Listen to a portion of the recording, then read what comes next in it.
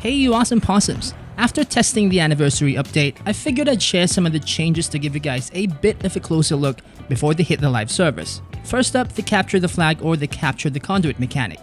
Not gonna lie, after dropping in, things felt like an absolute flusterclug. But I guess that's normal when a game introduces new mechanics. Anyway, the mechanic is as Capture the Flag as Capture the Flag mechanics go. You grab the flag, you stay alive, and you bring the flag home. However, just like other games with the same mechanic, there are bits of things you need to keep in mind.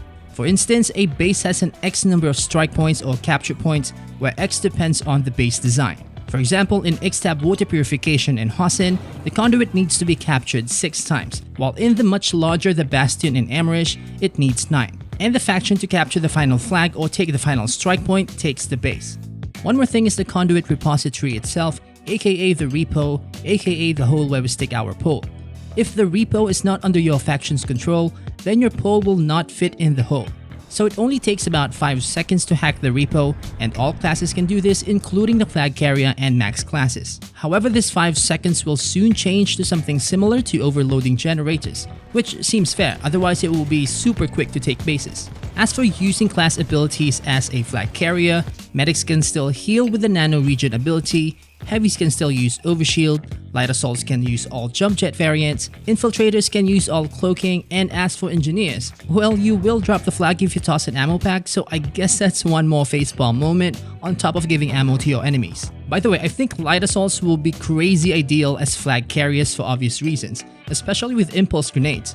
Also, I'm not so sure about the whole cloaking thing while carrying a flag, especially with stalker cloaking. I guess it will be okay if the energy is drained faster while carrying a flag, but let's see how it plays out. Anyway, here are other Capture the Conduit things you might want to keep in mind. You will drop the flag if you switch weapons. You have 2 minutes to get the conduit to the repo, otherwise you will drop it and it will respawn. After capturing a conduit and depending on the base, you have a few minutes to cap another one or the strike counter goes up 1 point. You get a short burst of speed after taking a conduit.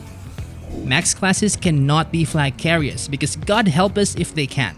So after about an hour of playtesting with a few hundred people, I honestly found the new CTF mechanic to be quite enjoyable because it's different. And besides, after capping points A, B, and C for years, it's about time we do something different. Now, about the graphics update. At the time of recording, there were some lighting issues on the PTS. During the playtest, it was a bit too much for the eyes to be honest, and it gave me a bit of a headache with all the flashing and inconsistent lighting. Thankfully, they addressed this and the guys are on top of it. But for the heck of it, here's some clips comparing the current PTS state and live servers. Note that I'm only comparing high settings as most noticeable changes are on high anyway. So here's a clip from the PTS on default high settings with and without shadows.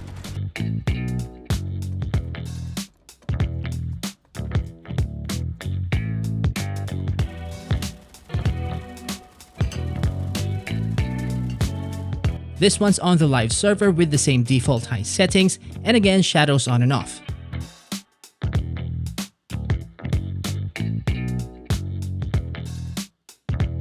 And here's a side-by-side of the two, just slow down a bit.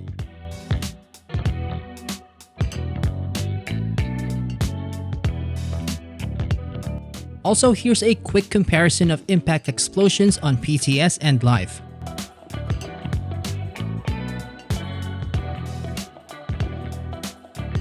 And of course, vehicle explosions.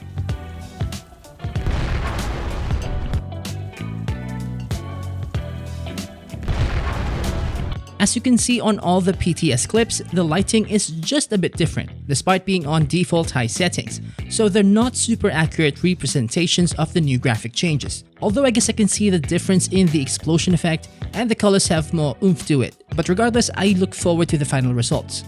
As for the water and object reflections, they look pretty good. However, they're not the most practical setting to turn on as it affects performance. But if you have a good PC, then I say go for it. Why not?